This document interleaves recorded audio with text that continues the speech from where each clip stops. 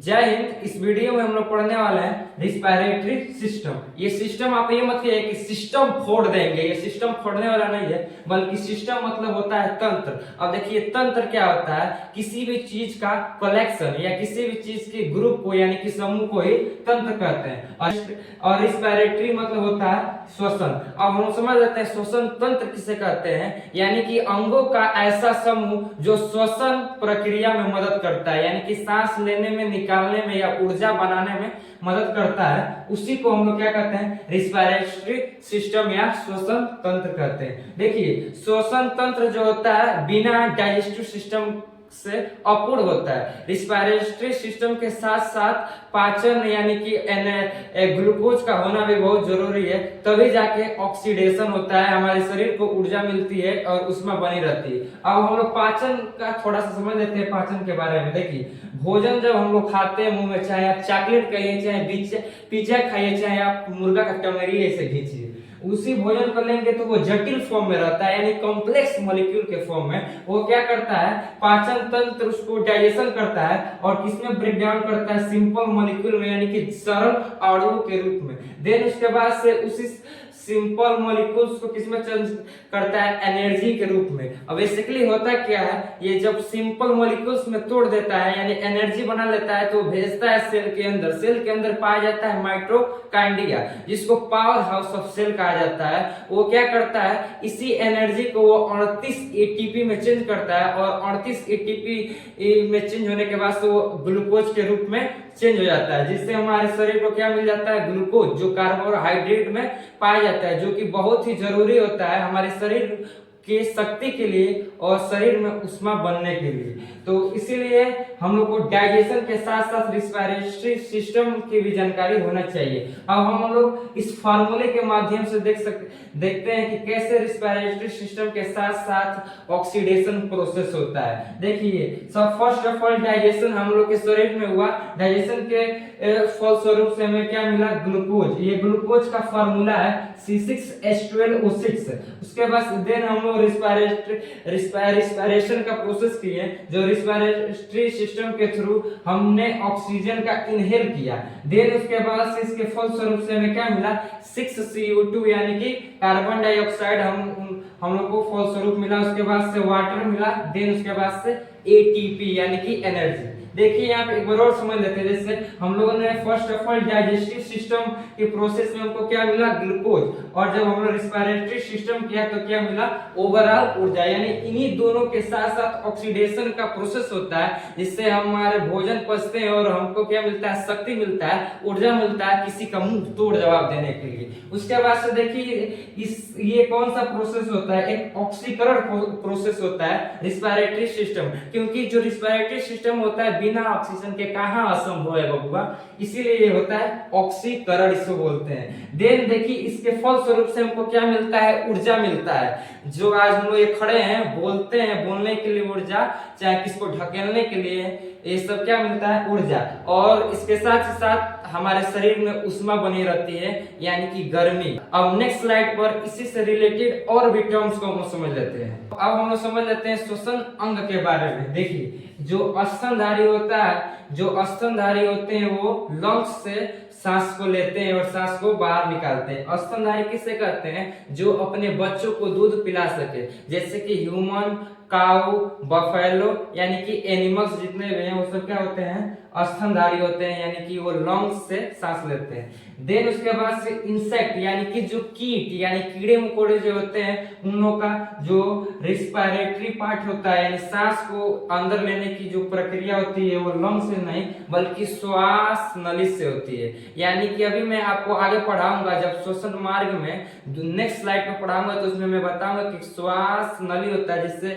सांस हमारे बॉडी में सेल्स तक जाता है, उसी में क्या होता है, श्वास नली। उसी के द्वारा जितने भी इंसेक्ट होते हैं, कीट मकोड़े, वो श्वास नली से लेते हैं। देन उसके बाद से जलीय जीव यानी कि जो वह जानवर जो जल में रहते हैं, जैसे कि मछली, ठीक, मेढक, ये सब जो होते हैं, ऑक्टोपस, ये कितने जलीय जीव होते हैं सब। तो इन सब का सांस लेने का तरीका दूसरा है, ये गिल्स से लेते हैं सब। आप लोग कभी भी जाइएगा दुकान पर, बैकरी मछली को कटवाइए चाहे किसी भी पॉपुलेट, तो आप देखेंगे कि रेड कलर का एक पार्ट होता है जिसको क्या कहते हैं, गिल्स ऐसे रहता है। उसी से जितने भी जलीय जीव होते हैं सब उसी में क्या करते हैं, सांस को लेते हैं। और भी चीज जान लीजिए, जो जलीय जीव होते हैं सब वो पानी में सांस लेते हैं सब, तो उनको बहुत कम मात्रा में मतलब वो सांस लेते हैं सब।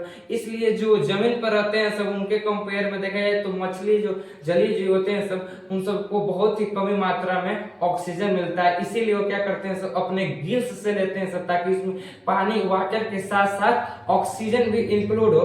देन उसके बाद से जब वो सांस लेते हैं सब तो क्या करते हैं सब ऑक्सीजन को अंदर ले लेंगे सब और वाटर को फिर बाहर छोड़ देंगे सब। इसीलिए वो गिल्स से लेते हैं सब, न कि लंग्स से। आदमी को कह दीजिए ना जाके पानी में सांस ले ही नहीं पाएगा, क्योंकि उन सबके पास गिल्स नहीं है। ऐसा पार्टी नहीं भगवान बनाया है, प्रकृति ने बनाया है जो कि क्या करे कि पानी को ले, पानी के साथ साथ, क्योंकि पानी में रहेंगे तो पानी भी आपके साथ आएगा और ऑक्सीजन भी मिलेगा, लेकिन ऐसा पार्ट हम लोग के पास सही नहीं है। इसीलिए जलीय जीव एक यूनिक जानवर है सब। देखिए भगवान कितना होशियार था, जानता था कि ये जल में रहेंगे सब, तो इन लोगों के लिए व्यवस्था एक अलग ही करना पड़ेगा। मेढक जो होता है 3 तरीके से सांस को लेता है। पहला लंग्स से, जब वो भूमि पर रहता है, जब आप जमीन पर देखेंगे तो किससे सांस लेगा, लंग्स से।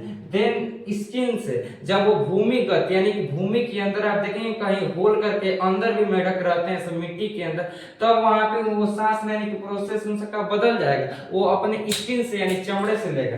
देन उसके बाद से गिल्स से, गिल्स से कब, जब वो पानी में रहेगा। तो आप नहीं देखते हैं बेंग मछली, जब छोटे छोटे हम लोग थे तो मछली को देखते थे, एक मेढक टाइप का होते सब, तो हम लोग कहते थे ये मछली पकड़ पकड़ के लाते थे घर। वो मछली नहीं होती थी सब, बेंग मछली होती थी सब, उन सब का पूंछ निकल जाता था। कुछ समय बाद जब वो बड़ी होती थी सब तो पूंछवा छोड़ देते थे और अपने असली अवस्था में यानी कि मेढक के रूप में वो अवतरण ले लेते थे।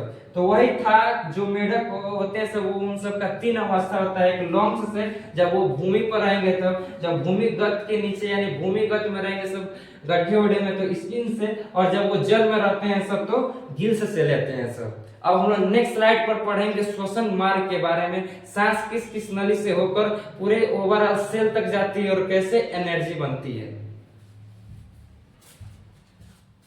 अगला हम लोग देख लेते हैं श्वसन मार्ग के बारे में। श्वसन मार्ग किसे कहा जाता है, वायु जिस मार्ग से अनुसरण करती है उसे ये श्वसन मार्ग कहते हैं। वायु सबसे पहले जाती है नासा छिद्र में, यानी कि जो ये देख रहे हैं नाक का छेद, इसी मार्ग से होकर सबसे पहले वायु अंदर अनुसरण करती है। देन देखिए इसमें भी पाए जाते हैं छोटे छोटे बाल, जो कि क्या करते हैं, धूल से, कंकड़ से या इंसेक्ट, छोटे छोटे इंसेक्ट से प्रोटेक्ट करते हैं, जो कि अंदर जाने से ये बाल रोकते हैं। देन उसके बाद से जाता है नासा कपाट, यानी कि आप और यहाँ पे देखिए, यहाँ पे टच करके देखिए एक हड्डी पाई जाएगी जिसको कार्टिलेज हड्डी कहते हैं, जो कि थोड़ी कमजोर हड्डी होती है। लेकिन इसमें क्या होता है कि म्यूकस नाम का एक चिपचिपा पदार्थ पाया जाता है। नहीं आदमी सुबह उठते ही सबसे पहले इसमें हाथ डालेगा, ऐसे खखोर के निकाल देता है, वही वो म्यूकस चिपचिपा पदार्थ होता है, जो कि करता क्या है, जो ये नासा क्षेत्र में जो छोटे छोटे बाल पाए जाते हैं वो धूल, कंकड़ या इंसेक्ट को न रोक पाते हैं, यानी कि अंदर वो चले जाते हैं। तो इसी म्यूकस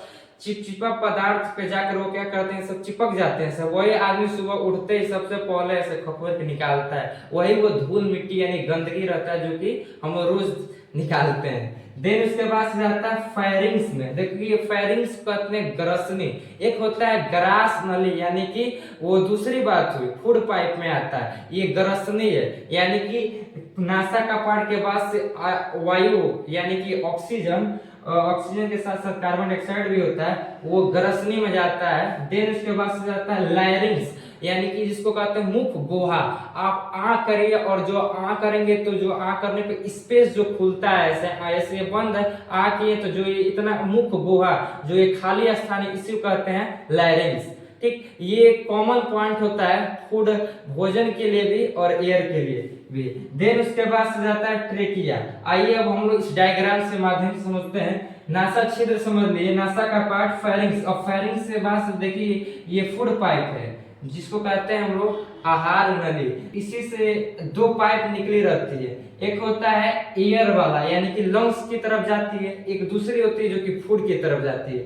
इसी के ऊपर एक चौकीदार बैठा रहता है, जैसे पुलिस के चौकीदार नहीं होता है, तनी मुनी गलती करेंगे तो डांटा उठा कर लगेगा सेकने, उसी तरह इसमें भी एक चौकीदार है जिसका नाम है इपोग्लोटिक्स। इसका काम क्या होता है कि जब भोजन हमको करना रहता है तो ये क्या करेगा, ईयर वाले को बंद कर देगा और वो एयर जो भोजन आएगा वो फूड पाइप में चला जाएगा यानी कि डाइजेस्टिव सिस्टम में। और जब हम मतलब भोजन कर लेंगे तब यही इधर खोल देगा यानी कि फूड वाले पाइप को बंद कर देगा और सांस वाले नली को खोल देगा। कभी कभार होता क्या है कि हम लोग कहीं किसी के बारे में सोचते हैं, वो बहुत अच्छी है, वो ऐसे थी, वो ऐसे मतलब हम लोग सोचने लगते हैं किसी के बारे में, तो ये जो होता है इपोग्लोटिक्स यानी हमारा ब्रेन को मैसेज करता है जो ये बंदा भोजन ला रहा है कि एयर ऑक्सीजन को अंदर ला रहा है। तो ब्रेन तो सोचने में व्यस्त सोच रहा है ऐसा, तो समझ नहीं पाता है तो कहता है ले इधर खोल देता है, अरे भोजन ना आ रहा है तो फूड पाइप को क्या करेगा, बंद कर देगा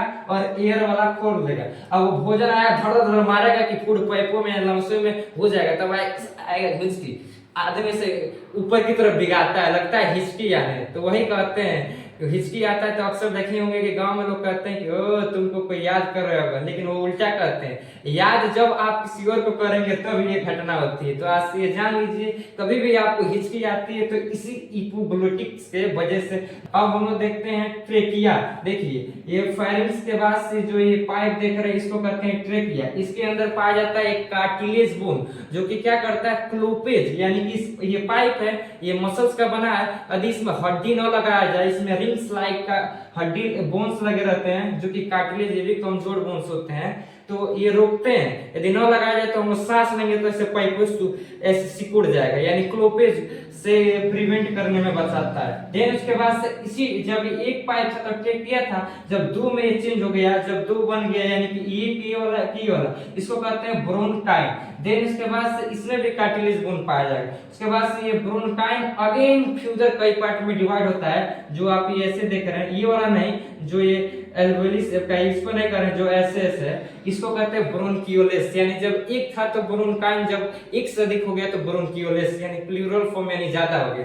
देन उसके बाद से एयर किसमें चला गया, की लाइक स्ट्रक्चर में जो आप देख रहे हैं, जो ये चाबी यानी गुच्छों लाइक जो स्ट्रक्चर है इसको कहते हैं एल्वेली। सांस इसी में जाता है। अब एल्वेली में चला गया, एल्वेली के अंदर एल्वेली में चला गया तो ये क्या करेगा, एल्वेली ब्लड को दे देगा और ब्लड क्या सांस को लेगा तुरंत ही दौड़ के भागेगा सेल के अंदर। अब सेल में आप जानते हैं क्या होता है, माइटोकॉन्ड्रिया जिसको कहते हैं पावर हाउस ऑफ सेल, जो क्या करता है 38 एटीपी को ग्लूकोज में चेंज करता है जिससे हमारे शरीर के लिए क्या मिलता है, ऊर्जा और ऊष्मा मिलती है। ये था रिस्पिरेटरी सिस्टम। आई होप आप सभी लोगों को समझ आया होगा। अब हम लोग इसी का दूसरा पार्ट आएगा जिसमें डायफ्राम के बारे में, ब्रीथिंग के बारे में और भी इससे रिलेटेड टर्म को समझेंगे।